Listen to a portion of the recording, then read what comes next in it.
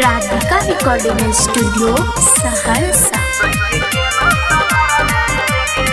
कड़िले मुझे जानिए सलाम गए देखे छिया लड़े छिपा माम गए कड़िले मुझे जानिए सलाम गए देखे छिया लड़े छिपा माम गए या के करहना जानिया मारा भी गए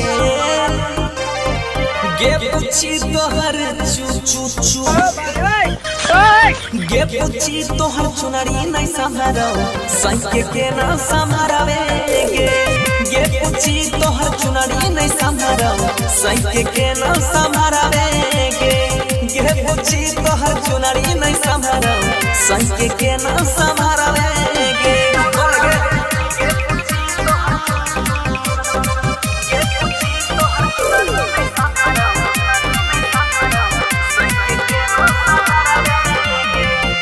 बिगड़ गेलही तू सब बढ़ गेलही गे बिगड़ गेलही तू सब बढ़ गेलही ये ना तोहरै छिकिया छौलिया तू त छही के बेजोड़ तोहर नहीं छौ कोनो जोड़ के झलकै छौ तोड़ ढोढ़िया सब छोड़ा कहै छौ तोरा माल गे राखे बचा के अपन दोनों गाल गे सब छोड़ा कहै छौ तोरा माल गे राखे बचा के अपन दोनों गाल गे एक एक कते पसंद की झड़ा भी गे पूछी तोहर चू गे पूछी तोहर चुनरी नहीं संभारो सही के ना संभारवे गे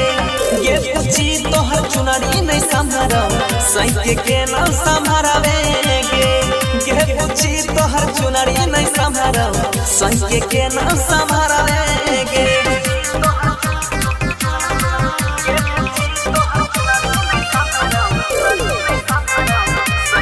Presented by Fuse Entertainment। गाजा कत छही गे गाजा कत छही गे गाजा कत छही गे गाजा कत छही गे बड़ा निमन छही एक पीस के बिजली के तारिए ना मुसकी नहीं मार तोड़ा देखिए के बढ़ी जाय छै खीस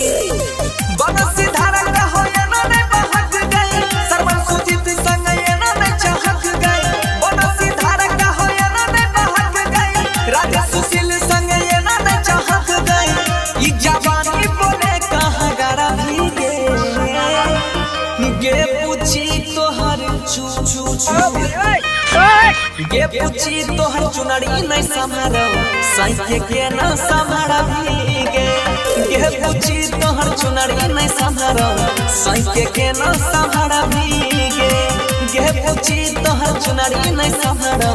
सही के ना संभारवी रिकॉर्डिंग बाय सुजीत सहरसा।